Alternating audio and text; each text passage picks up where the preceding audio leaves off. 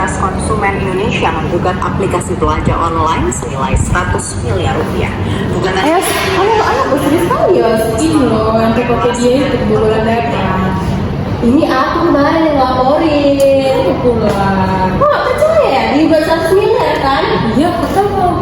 Aku yang laporin. Kok gak percaya aku? Sumpah.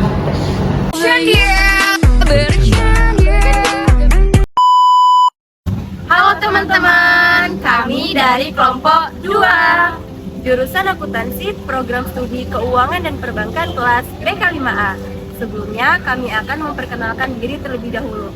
Perkenalkan, nama saya Widya Yuntri Andri dengan NIM 2105071045. Halo, perkenalkan nama saya Putri Mia dengan NIM 2105071053. Perkenalkan, nama saya Risani Suti Mahera Nasution dengan NIM 2105071009. Perkenalkan, saya Sepinsi Pautar dengan NIM 2105071033. Pada video kali ini, kami akan membahas tugas terkait mata kuliah Manajemen Risiko yang diampu oleh Ibu Novi Handayani Simbolon, SE, MSI. Tugas kali ini, kami akan membahas terkait kasus pembobolan data di Tokopedia. Yuk saksikan lebih lanjut. PT Tokopedia merupakan perusahaan perdagangan elektronik atau sering disebut toko daring. Sejak didirikan pada tahun 2009, Tokopedia telah bertransformasi menjadi sebuah unicorn yang berpengaruh tidak hanya di Indonesia tetapi juga di Asia Tenggara. Hingga saat ini, Tokopedia termasuk marketplace yang paling banyak dikunjungi oleh masyarakat Indonesia. Tokopedia resmi diluncurkan ke publik pada tanggal 17 Agustus 2009 di bawah naungan PT Tokopedia yang didirikan oleh William Tanuwijaya dan Leontinus Alva Edison pada 6 Februari 2009. Sejak resmi diluncurkan, PT Tokopedia berhasil menjadi salah satu perusahaan internet Indonesia dengan pertumbuhan yang sangat pesat. Pada tahun 2016, Tokopedia menghadirkan produk teknologi finansial. Produk vintage Tokopedia terdiri dari dompet digital, investasi terjangkau, kredit modal bisnis, kartu kredit virtual, produk proteksi, scoring kredit berdasarkan data untuk produk pinjaman, investasi, serta layanan keuangan lainnya.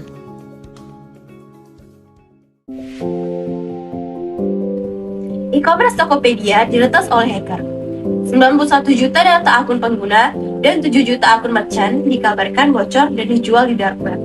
Awalnya, peretas dengan nama akun Waisodeng menawarkan 15 juta data akun pengguna Tokopedia di forum Red Forums.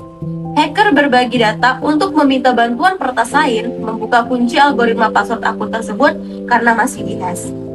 Data yang ditawarkannya berupa user ID, email, nama lengkap, tanggal lahir, jenis kelamin, nomor ponsel, dan juga password tersandi. Ia mengklaim data ini dari peretasan yang terjadi pada 20 Maret 2020. Kasus ini dapat terungkap ke publik pertama kali oleh akun Twitter @underthebridge yang mengklaim dirinya sebagai layanan pengawasan dan pencegahan kebocoran data asal Israel. Sehari kemudian, hacker mengumumkan telah menjual 91 juta data seharga 5.000 US dollar atau setara dengan 75 juta. Ia menjualnya di Empire Market, pasar gelap di dark web. Manajemen Tokopedia sendiri sudah mengakui akan adanya upaya pencurian data pengguna Tokopedia. Namun informasi penting seperti password tetap berhasil terlindungi. Penyebab dari adanya kebocoran data pengguna karena sistem pengamanan data yang ada tidak cukup baik.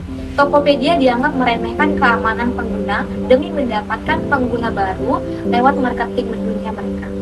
Disinilah pelanggaran dalam prinsip etika untuk menjaga privasi pengguna mereka. Kemudian, ada juga kemungkinan terjadi pembobolan data tersebut dikarenakan Tokopedia lebih fokus untuk mendapatkan keuntungan dengan tidak memikirkan pertimbangan prinsip, etika privasi, kebijakan bisnis mereka. Dampak dan kerugian yang dihadapi karyawan akibat kebobolan data yang terjadi yaitu sekitar sepertiga dari karyawan perusahaan atau 30% yang terlibat, karyawan harus bekerja di malam hari atau 32%, bahkan mengalami stres tambahan atau 33%. Seperempat dari mereka bahkan harus membatalkan liburan atau 27%. Sementara risiko pelanggaran data akan selalu ada. Organisasi perlu menjaga keamanan data di bawah kendali sehingga insiden tidak berdampak negatif terhadap kondisi karyawan dan reputasi bisnis terutama selama pandemi COVID-19. Akibatnya, sepertiga manajer harus lembur di tempat kerja atau 33% untuk UKM dan 32% untuk perusahaan.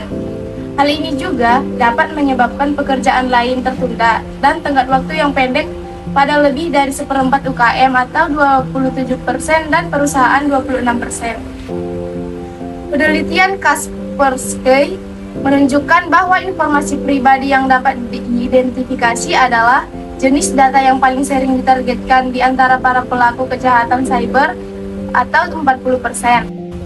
Akibatnya, sebanyak 29% perusahaan yang disurvei mengalami masalah untuk menarik pelanggan baru setelah pelanggaran data terjadi. Kasus kebocoran data Tokopedia terhadap upaya penerapan prinsip etika dalam menjaga privasi pengguna e-commerce berdampak pada kepercayaan pengguna terhadap kredibilitas perusahaan. Terbukti dengan menurunnya kepercayaan pengguna. Adapun juga dampak yang mungkin timbul dari data pengguna yang bocor tanpa kata sandi, antara lain bisa digunakan untuk rekayasa sosial seperti phishing, penipuan, atau telemarketing.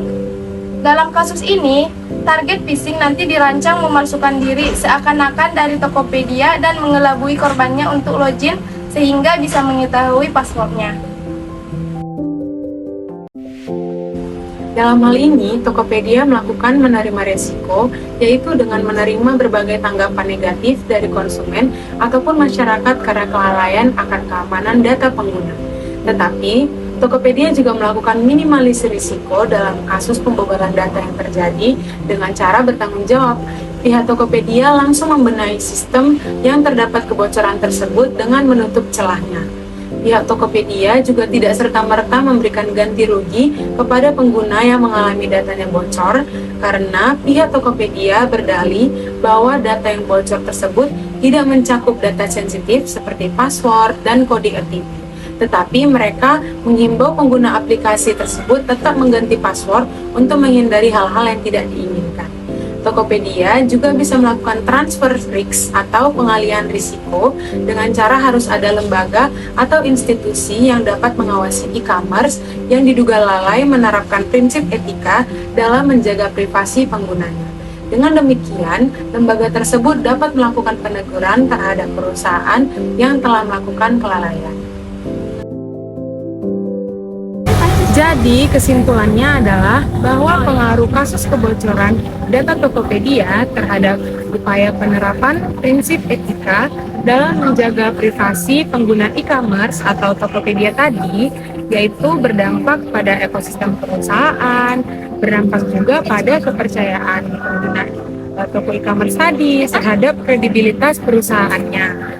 Nah, pada kasus kebobolan data ini, kerugiannya itu tidak hanya dirasakan oleh pengguna Tokopedia, namun Tokopedia-nya juga merasakan kerugian sebagai penyedia layanan. Tokopedia juga mengalami kerugian yang cukup besar. Kemudian kerugiannya itu berdampak pada finansial perusahaan, finansial karyawan, maupun tingkat kredibilitas perusahaan. Kemudian setelah kasus kebocoran data ini terjadi, kredibilitas Tokopedia juga menurun cukup drastis. Itu semua terjadi karena banyaknya pengguna-pengguna toko e-commerce atau Tokopedia tadi yang beranggapan bahwa Tokopedia ini tidak dapat menjaga data privasi mereka. Selanjutnya yaitu dalam hal tanggung jawab. Pihak Tokopedia langsung membenahi sistem yang terdapat kebocoran tersebut dengan menutup celahnya. Pihak Tokopedia tidak serta-merta memberikan ganti rugi kepada pengguna yang mengalami datanya bocor karena pihak Tokopedia berdalih bahwa data yang bocor tersebut tidak mencakup data sensitif seperti password dan kode OTP. Tetapi mereka menghimbau pengguna aplikasi tetap mengganti password untuk menghindari hal-hal yang tidak diinginkan. Terima kasih sudah menonton video ini. Semoga bermanfaat. Jangan lupa like, comment, subscribe, dan share. Bye-bye! Terus harapkan agar suatu saat ku berjumpa lagi. Semoga saja daku sempat berkenalan.